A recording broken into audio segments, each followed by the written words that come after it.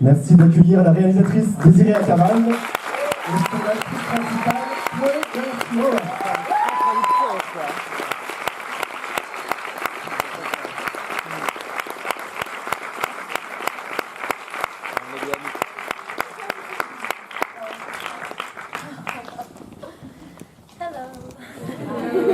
On va vous laisser la parole dans quelques instants, on va juste lancer le débat avec quelques questions. Alors peut-être une première question pour Désirée. Dans un premier temps, votre premier film, Appropriate Behavior, racontait l'histoire d'une jeune New-Yorkaise qui avait bien du mal à dire à ses parents conservateurs qu'elle était bisexuelle. Ici, vous faites le portrait d'une adolescente qui n'a finalement pas d'autre choix que de fuir pour mener la vie qu'elle a envie de mener, de films qui portent en eux un combat. Qu'est-ce qui vous a donné envie d'abord de raconter cette histoire et pourquoi avoir choisi le cadre des années 90? Do you want to say it in English? So we're gonna give a microphone to the audience, but it's just the first question to start the conversation going. So with your first feature, Appropriate Behavior, it was about a young New York girl who had trouble dealing with the bisexuality since her parents were extremely conservative. And this film is about a girl who has no other option than to live her life. And I wanted to know why you wanted to tell this story, and especially why you wanted to set it in the 90s. Well, the film is based on a book, and the book takes place in the 90s, but I also felt like it couldn't possibly take place in modern times because of phones and the internet and the connection that Cameron would have to the outside world, that there's something about being trapped in your tiny town in the 90s without the possibility of even a conversation or watching a YouTube video of someone who lives differently than you do. Even the movies that are out there are super limited. And your access to those movies is you have to go to the video store and look someone in the eye and say, yeah, I want to watch Personal Best, or I want to watch, what they, Desert Hearts, and have that embarrassing exchange. It's like giving them a porno. So it was important to me that it remain in the 90s. En fait, c'est l'adaptation d'un roman dont l'action se passe dans les années 90. Et je pense que ça n'avait pas vraiment de sens de transposer l'intrigue dans le monde moderne, tout simplement parce qu'à l'époque, on n'avait pas de téléphone, il n'y avait pas Internet. Et du coup, on ressentait vraiment l'enfermement du personnage qui vit comme ça dans cette toute petite ville, qui n'a accès à rien, qui n'a pas accès à YouTube, qui n'a pas accès au monde extérieur. Et son seul moyen de voir des films différents, c'est d'aller au vidéoclub, louer des cassettes vidéo. Et ça a quelque chose de beaucoup plus transgressif, un peu comme si elle voulait regarder des films porno. And also I'll say that this was this girl's first time meeting other homosexuals. So it was actually weirdly liberating. The most horrible place they could put her ended up being her salvation in a lot of ways. And she had never seen gay people in real life before, and this was her first time connecting. So it's very bittersweet, the fact that she ends up there. Aussi, c'est sa première rencontre avec d'autres personnages homosexuels. Et c'est une expérience qui a un côté extrêmement salvateur pour elle. Et on voulait montrer justement la dimension douce amère de cette rencontre.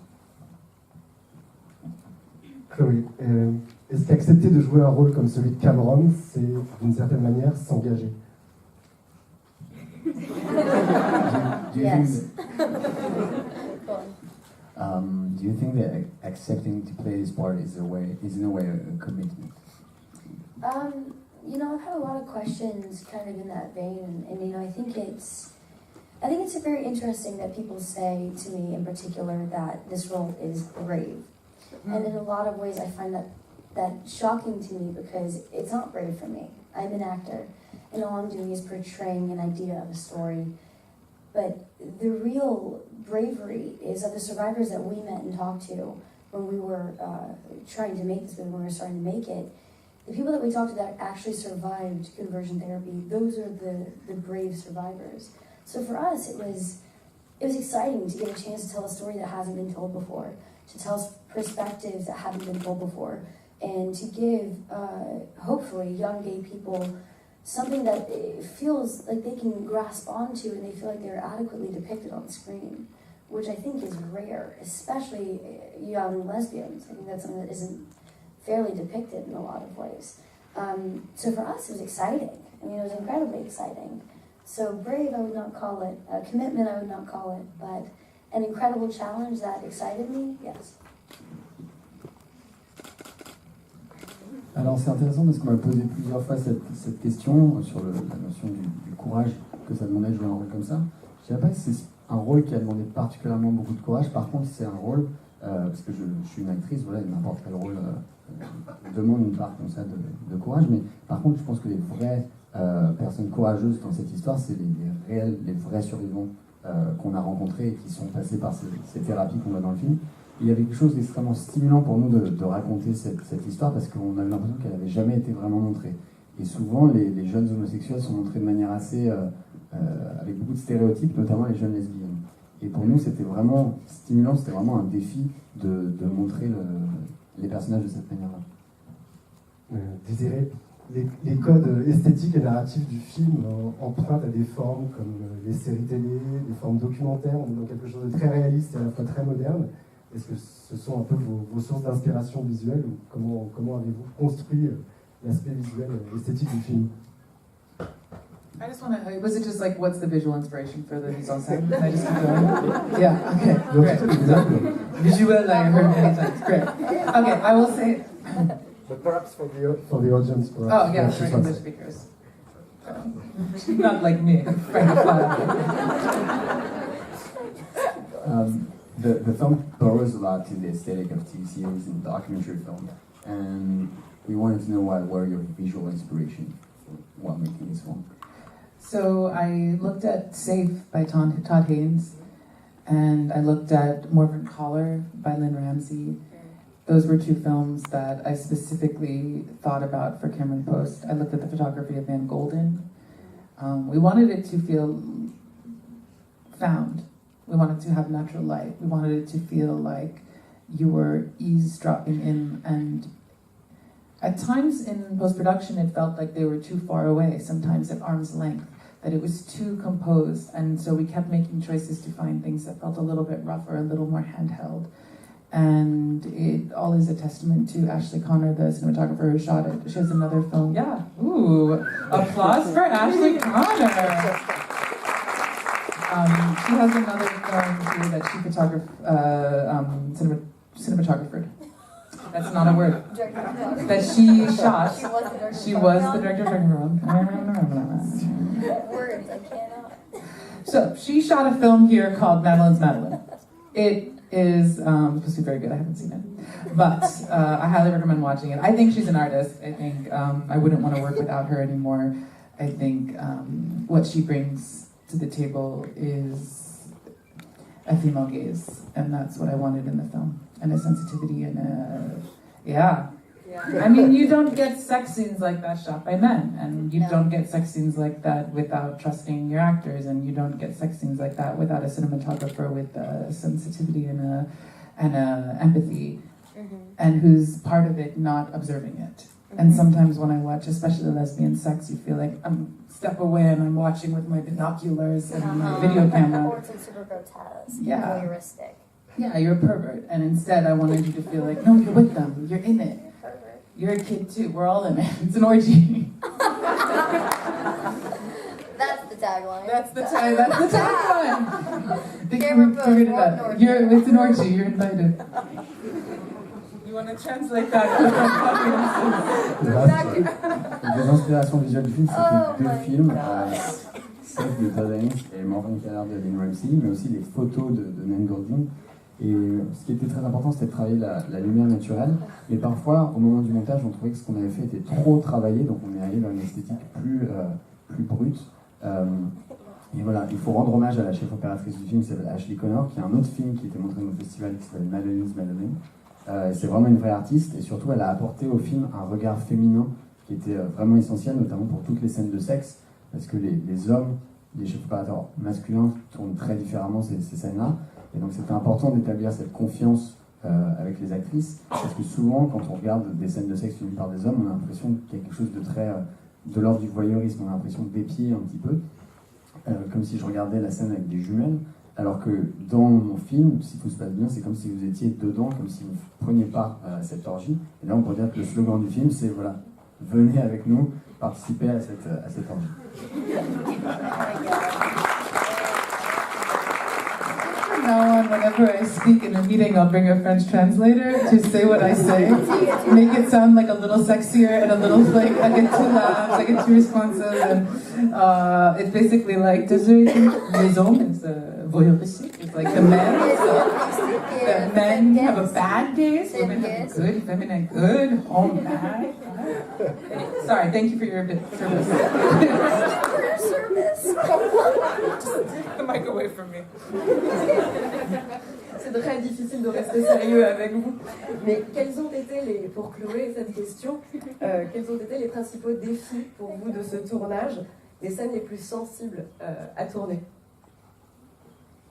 Question for Chloe. What were the biggest challenges while making this film? And were there any scenes that were especially like sensitive while making the film? You know, I think the entire movie, I know that's a cliche thing to say, but it was a massive movie to take on, for sure. And I think what was interesting for Desi and I both is I think Cameron took shape, because we shot the movie chronologically pretty much. And Cameron took shape on her own. Yeah. And I speak about her in third person because it wasn't me. Like in any way, shape, or form, it wasn't Chloe Grace Moretz that everyone knows in any way. It was this being and this person, and she... Your walk was different. Yeah, I walked differently, I talked differently, I held myself differently. And we would watch the takes back, and we would just kind of be like, I don't know what's happening, but something's happening, and it's interesting. So in so many ways, yeah, you know, it was difficult, but it was also Cameron. And it sounds crazy to say it, but she was doing her own thing, and the relationships that were built throughout the process, you know, with Sasha Lean's character and with Forrest Goodlove's character, and the beautiful scenes about the iceberg with Jennifer Ely, and the scene with Protective Services when they came in, and she says the line, which I think was my favorite scene in the film, was when she says the line, you know, how is conditioning people to hate themselves not emotional abuse? And that, for I think us, was like the moment when we shot that scene, we were both very like, okay, that's what we're doing. Like, we're making this movie and it means something. So, yeah, Cameron was her own person. So I don't try to lay claim on her in a weird way. She's something that I thought was the hardest scene to shoot, not for Chloe, but for me. Do you want to translate, or how do we... Okay, keep going. We got no problem. So we shot, it was amazing because it wasn't hard for you, but that's a testament to, like, Chloe's a professional. She's more experienced than everyone else on set, and you can feel it for this very reason. But we shot the most fun, excited, joyful scene of the film when everybody was crying. We shot during the American elections when Trump was voted into office, and I know, ooh, laughed. I've never gotten that. Usually people are like, France is like, oh god, it was not funny at the time. It's not us.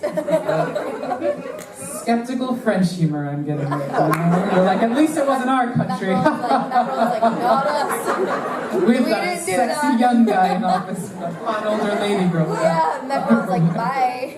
I know. Y'all don't have my problems.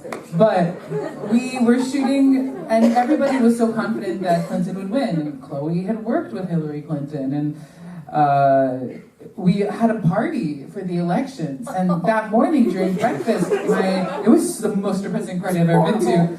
And I went to a lot of awkward theater rap parties in high school. So of depressing parties, I've been to my fair share. And nothing like high school theater parties to be a boner killer. But we had this huge party. Our financier was like crying with joy. He was like, my little girl's gonna grow up with a female president. And I was like, high five. And then an hour later, we were like, oh shit. No, she's not. And we were all a mess. And that morning, we had to shoot the scene where Cameron jumps on the table and sings What's Up, the For Non Blonde song. And I always wanted that to be this climax for Cameron, for her time there, for her friendships, for the movie. And we were heartbroken. And even Ashley, our cinematographer, who was like, you know, our guiding light. Every day she had the most energy, the biggest smiles, the most fun. And she was not herself. None of us were ourselves. And we paused in the middle of shooting that scene to watch Hillary Clinton give her concession speech, and no one could stop crying. It was a mess. And I went back to the location and I just sat by the camera and I just waited. And 10 minutes goes by. And Chloe was the first person to come there and be ready. And it was like, snap back into it. It was, everyone else was a ghost of themselves. And every time Chloe jumped on that table and had all her energy, and it was just clear that this is a person who is focused on making the best possible film and who has all her energy here for the project. And we had to sweep aside how we felt because, I mean, also it was, to me, it was heartbreaking, but I was happy to be doing this. It felt like a direct response to exactly what our country was about to face. So it felt like rather than sitting home alone and crying, I get to take action.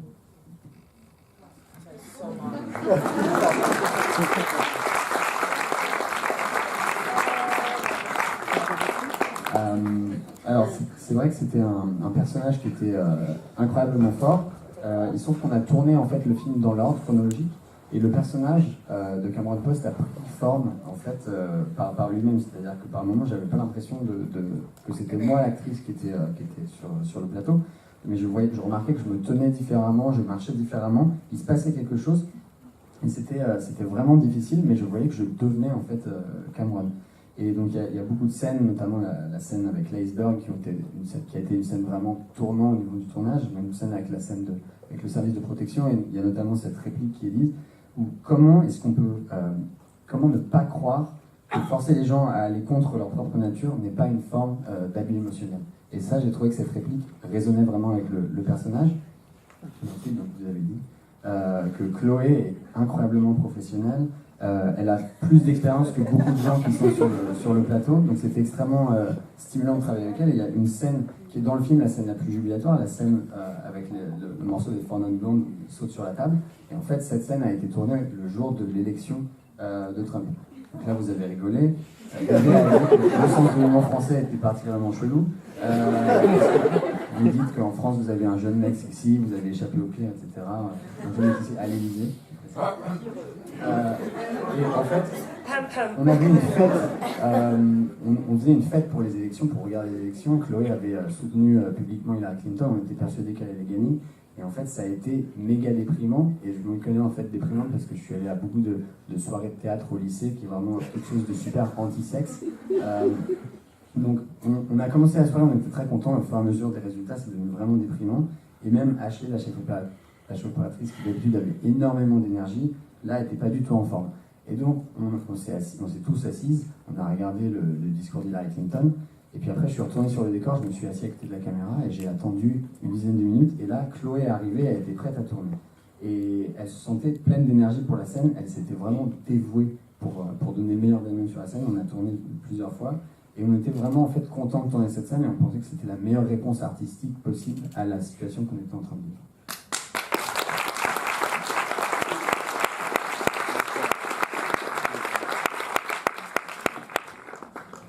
Peut-être avez-vous des questions désormais? Oui, formidable. I know there are a lot of questions.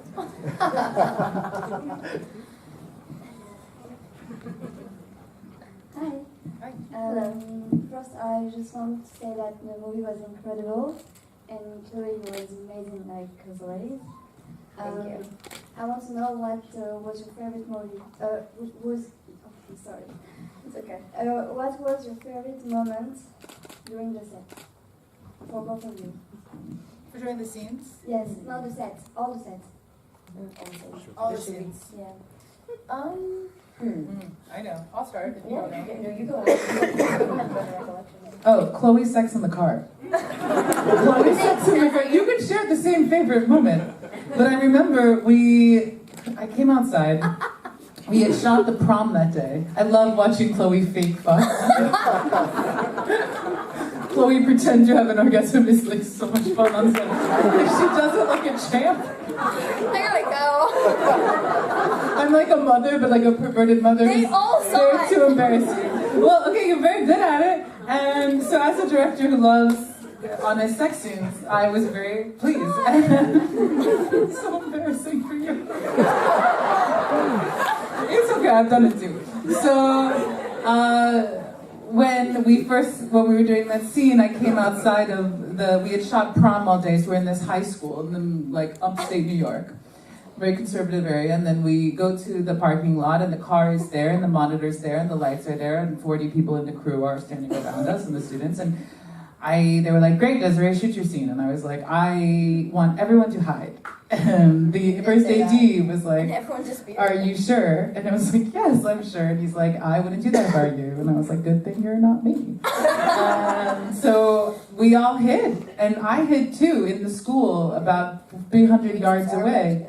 Oh yeah, I was eating. I don't know. I'm not ashamed. I don't remember that. I was stuffing my face and not directing. I was eating, apparently, according to Chloe.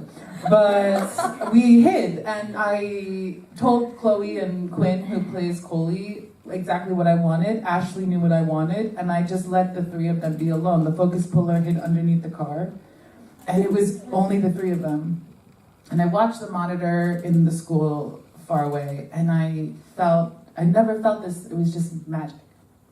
It felt like I was watching something private, and I was getting gold, and I was so excited, and I'd never felt so much like a director than I did in that moment. And I didn't give her any notes or direction. We did a couple of takes, and it was just, and I felt like you just ran with it. I mean, I will say though, that's a massive testament to you, Desi. I'll take it. And seriously though, I mean, I've worked in movies for a long time, and I've made a lot of different, I'm only 21, but I've done a lot of sex scenes, different movies. And I will say that this movie, I think the way that sex is depicted in it is incredibly integral to the progress of the movie, first of all. But the way that it was shot, the way that it was edited, it was obviously through a female gaze. It was not voyeuristic. It was not grotesque. It was not used to make you feel turned on. It was just to show you the intimacy and the level of real affection that was shared between these two people before it was jarringly taken away from them. And it makes the Coley letter later in the movie hit harder, because you saw that it wasn't a fluke. It wasn't silly. They truly did care for each other. I don't know if that answers your question. But like, yeah, that clumsy craziness of the first time. Yeah. The sexiness and the intensity of the first time with someone you care about. Anyway, it was a really powerful thing, and it was so nice to give trust to someone and to have them prove you right. Would you agree? Your favorite time? I remember you had a good time. Yeah. Well, not like, I'm not saying like you had a good time. I mean, like, as an actor, you were enjoying it. I don't know. I was very happy with the product. Yes.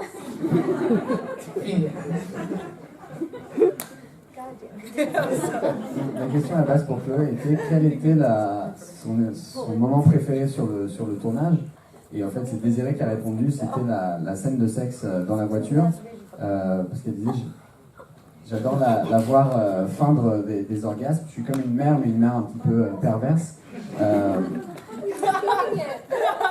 It's true. Not again. French this time. Go ahead. No, keep going. On était sur le parking d'un lycée dans l'État de New York, au nord de New York, qui est un endroit assez conservateur. Donc on a garé la scène sur la voiture, la voiture sur le parking. Et donc on a 40 musiciens qui sont présents sur le plateau, et je leur ai demandé en fait d'aller se cacher. Moi aussi je suis parti me cacher, je regardais le moniteur derrière un buisson en mangeant des bonbons. Et en fait j'ai dit aux acteurs à l'avance ce que je voulais faire, et il y avait seulement l'assistant caméra qui était caché sous la voiture pour pouvoir faire le point. Et en fait, ce qui s'est passé pendant le tournage de cette scène, c'était vraiment magique. On a touché un niveau d'intimité qui était vraiment fascinant, et j'avais l'impression en tant que réalisatrice d'avoir trouvé de l'or. C'était vraiment un des moments les plus forts de ma carrière. Et on a fait seulement 2 prises pour cette scène. J'ai donné quasiment aucune indication. Donc là, Chloé a dit, ça fait très longtemps que je joue, même si j'ai que 21 ans, j'ai déjà tourné dans pas mal de scènes de sexe. Et en fait, cette scène... en fait, cette scène, elle paraissait extrêmement authentique, parce qu'elle est très juste par rapport à l'évolution du personnage. C'est pas du tout une scène artificielle. Et l'intimité, justement, est très belle, parce qu'on voit justement des personnages dans leur intimité avant qu'on la leur retire. Et notamment après, donc, tout ce qu'on va entendre dans la lettre du personnage. Et donc, ce qui était intéressant, c'était de montrer l'honnêteté des premières fois. La première fois, par exemple, qu'on fait l'amour avec quelqu'un avec laquelle on tient, à laquelle on tient énormément. Et donc, c'était ça, et très contente du résultat final. Une autre question dans la salle? Hi. I feel like we've been talking about a lot about the sex scenes, but I want to add some more. I think that was the first time I've seen a movie about a lesbian main character directed by a woman, and I could absolutely tell the difference. Yeah. So I want to say congratulations again on the But my question is about the casting process, because I feel like there was a lot of, and that's such an overused word, but diversity in the casting, gender diversity, racial diversity, but also, and that's even rarer, body type diversity. Yeah. And so I haven't read the book, so I don't know if it's just like an adaptation of the book, but like I wanted to ask about the casting process, because I feel like that's really rare in movies to see that type of diversity. Thank you. Thanks. Do you have to translate the question? I don't remember. I'm not. Don't remember. Donc déjà bravo pour le film. C'était, je pense, la première fois que je voyais un film sur des lesbiennes réalisé par une femme, et je trouve qu'on sent vraiment la différence. Et je voulais aussi souligner la diversité qu'on trouve dans le casting, la diversité de genre, la diversité raciale, qu'on ait comme ça des acteurs qui ont différents types de corps aussi dans le film, et ça paraît très rare. So when we were casting, it was about finding the best actors for the role, and the only part that we were attached to because of the book being a certain race was Adam, who had to be Two-Spirit.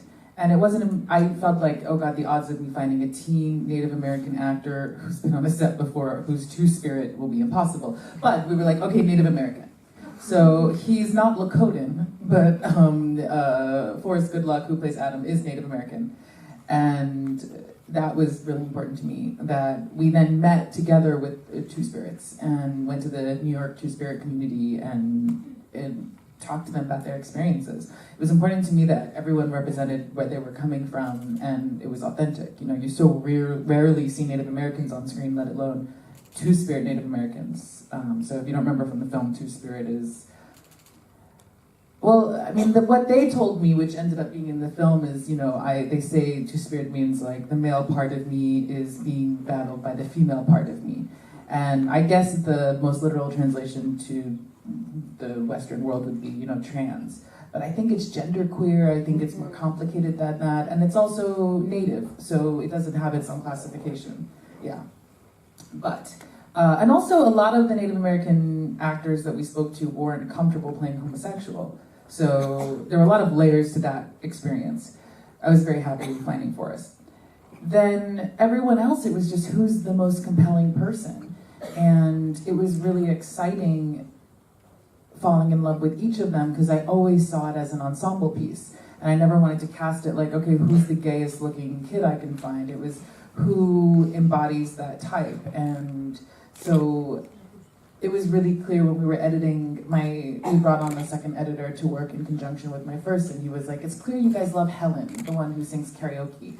We were like, yes, and we love Helen. And so we really spent some time in the edit focusing on her, that she needed a moment to shine. Aaron needed moments to shine. Mark, everyone there, it was all of their story. It was an ensemble. So it was important to me that it looked the way that the world looked to me, which was biracial, which was, you know, fat and thin, and that there was an East Asian character there. I wanted it to look like the world as I knew it. And even being Iranian, I'm very sensitive to the fact that I never grew up seeing anyone with skin or a face that looked like mine on television, except for Not Without My Daughter, the Sally Field film where Alfred Molina abuses her.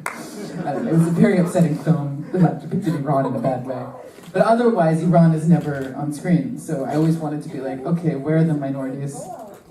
Have you seen Not Without My Daughter? Yes. It's really upsetting. It's really heavy. Yeah, it's really bad. The film made me never trust Alfred Molina or Sally Field. And I love Sally. And I love Sally And Field. I love Sally Field.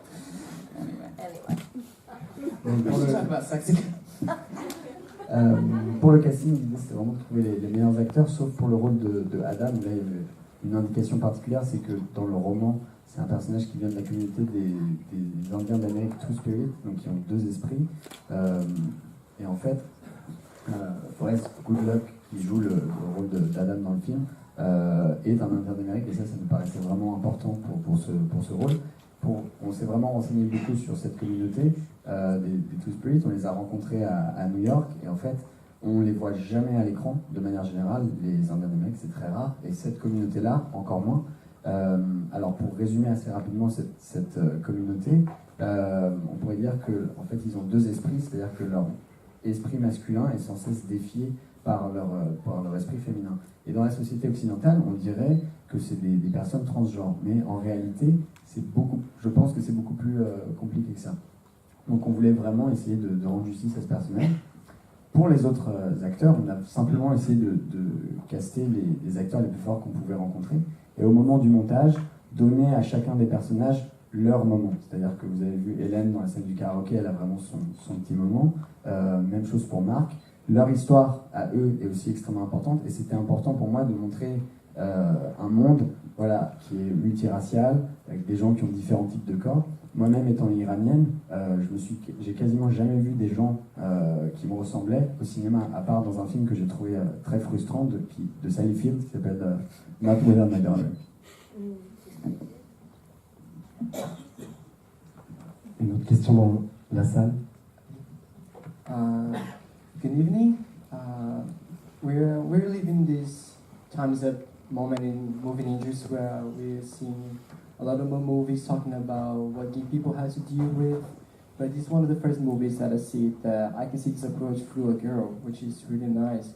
I really want to know if between you two, like, did you have any female inspirations to create camera character, or was something between you two, like have an inspiration of how would be the approach of how would she would walk, she would talk, she would deal with characters' emotion on her, because you can see that it's something really constructed. So I want to know if it was something created between you two, or there was some female inspiration. I was all Chloe. I will say, as I was writing, this film was an ode to every woman I've ever loved. Weirdly, all from the South or Scotland. Super dykey, very athletic, had a lot of swagger. But that I never told Chloe. I was like, you have to be every lesbian I've ever loved. So Chloe, how did you? I mean, but also I feel like you don't have to. I'm curious to hear what you have to say. But it's funny because it's not like I cast my first film, and I remember these straight women would come in, and they would walk and talk, and they would act like a lesbian was to play like an alien. Like they turn the chair backwards, and they have a backwards cap, and they're like, "Yo." It's like, hey, like lesbians look like everything, and all that was important to me was that she had swagger, and to me, swagger is like a swagger. Comment se dit swagger? Swagger. Yeah, I mean, I think, it's what Desi said. It wasn't, we really didn't talk about it. It was just kind of like, I was like, I think I can do it. Yeah. And she was like, you can do it. And I was like, I'm pretty sure I can do it. And we just kind of did it. You were different in your body, you were different. Because she was an athlete, it was the whole character. We took my makeup away, we took my hair away from me, and we removed all the parts that would be typical to what I could fall into as like a typical Chloe Moretz role I've done before. So for me, it was, I read the book, I read the script. I don't know, I'm a normal kind of, I don't know, I think it's unfair to the gay culture in particular, in a lot of ways, to say that you have to be a certain way to be gay, to act gay. That's unfair. I think that I have two gay brothers. I grew up with two gay brothers, and they're as normal as anyone I've ever met. Maybe there are tendencies that people can call out as gay, that I think that that is just a societal kind of construct. So for me, I just read the character on paper, and I performed Cameron as Cameron would be if she dated guys or girls or people with no gender. Like, I just performed her as adequately as I could and as realistically as I could. I didn't try and be butch. I didn't try and straddle a chair and pretend that I have, like, you know, some sort of thing, you know. I just was. I just was on screen, and I just fell in love with the women that I fell in love with in the movie, and I let it happen. And I think that's, you know, in terms of acting in general, that's all you really can do. Take the words that are being said to you by the people that are saying it to you, be it male or female, and try to respond as adequately as you can. That's it.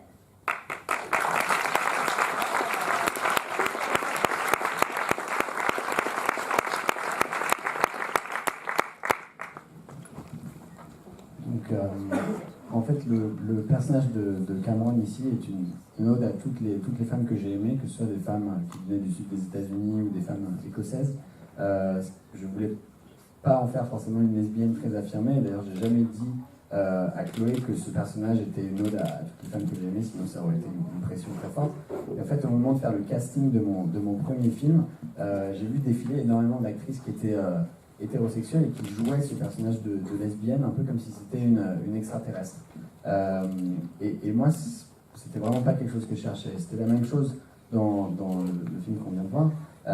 Pour moi, elle devait simplement avoir du swagger, elle devait avoir de l'allure. C'est vraiment ce qui était important. Et donc en fait, j'ai demandé à Chloé, est-ce que tu penses que tu peux le faire et oui, en fait, elle peut le faire. Et en fait, la Chloé a dit que ce rôle était vraiment très différent de tout ce qu'elle avait fait avant. On a retiré le maquillage, on a retiré la coiffure. C'est un rôle qui est vraiment très différent. J'ai lu le livre, j'ai lu le scénario. Et je pense que ça peut être très injuste pour la communauté gay de les représenter comme des marginaux. Il faut vraiment les représenter comme des gens vraiment comme tout le monde. J'ai 2 frères qui sont gays et qui me semblent vraiment extrêmement normaux. Après, il y a certaines personnes qui aiment qualifier certaines tendances qui voient chez les uns et les autres de gays, mais je pense que ce n'est vraiment qu'une construction sociale. Et j'ai jamais abordé le rôle de Cameron en fonction de son genre ou de son orientation. Ce qui comptait pour moi, c'était de donner le rôle le plus réaliste et le plus juste, et pas du tout cliché. Et j'étais vraiment à l'écran à 100%, et je me suis laissé tomber en fait amoureuse de l'actrice qui jouait en face de moi. Et je pense que c'est vraiment la chose la plus juste que vous puissiez essayer de faire, c'est d'essayer de répondre le plus fidèlement possible à vos émotions. Alors moi j'avais une petite question pour Chloé. J'aurais voulu savoir combien de temps vous mettez pour préparer un rôle et aussi si vous assumiez complètement d'avoir joué dans Movie Fortifully. It's getting so late. I don't blame you guys for leaving. I get it. It's late. It's hot. It's late. So it's a question for Chloe. How long did it usually take you to prepare for a role? Depends on how much time we're in prep. Yeah, Usually it actors depends. get Like, brought on pretty late, or sometimes not. We got no prep, really. No. We had like 2 days of prep on this film, so, you know, on some bigger movies with more money, you get weeks. With these small movies, you get like a shotgun amount of time. It's like you sign on to the movie, they have barely $1 million to make it. And a few So- weeks later, you were in it. You know, you were. Yeah, We cast Chloe Gray last minute. You know, it was. I thought we were going to shut down production, and then suddenly, well, we weren't even in production. Like, I had flown myself out to New York, and Yeah. I was like, I'd like to make this. Uh-huh. And it was all happening very fast.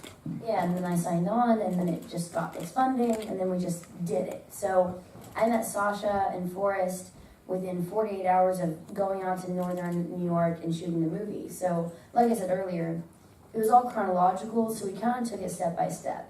It wasn't a movie that we had a lot of prep on, and I think that honestly kind of shows on screen with how off the cuff it all is, because it's not overly thought, it's not overly wrought either. So And they were getting to know each other as they were shooting, which I think helped. With each scene that they spent with each other, they felt a little more at ease and a little more comfortable. Oui. Donc en fait, pour ce film-là en particulier, il y a eu un temps de préparation très court qui était de 2 jours. C'est-à-dire d'habitude, quand vous faites un film avec plus d'argent, vous avez des semaines et des semaines. Ici, le budget, c'était à peine d'1 million de dollars. Donc D'ailleurs, Chloé a été castée vraiment à la fin du processus, le film était quasiment abandonné. Et en fait, voilà, j'ai rejoint le tournage, j'ai rejoint le projet, on a trouvé le financement. Ensuite, j'ai rencontré les 2 autres acteurs, Sacha et Forrest, 2 jours avant qu'on tourne en fait. Et on a tourné chronologiquement. Et d'ailleurs, ça se voit, le film a quelque chose d'assez brut. Mais l'idée, c'était comme on tournait dans l'ordre, on apprenait à se connaître au fur et à mesure, comme les personnages apprennent à se connaître. Je crois que l'heure est venue de la dernière question. Hi girls. Hi. I want to know, do you think you will have impact with this movie? Impact about the gay community or something like that? I have no fucking clue.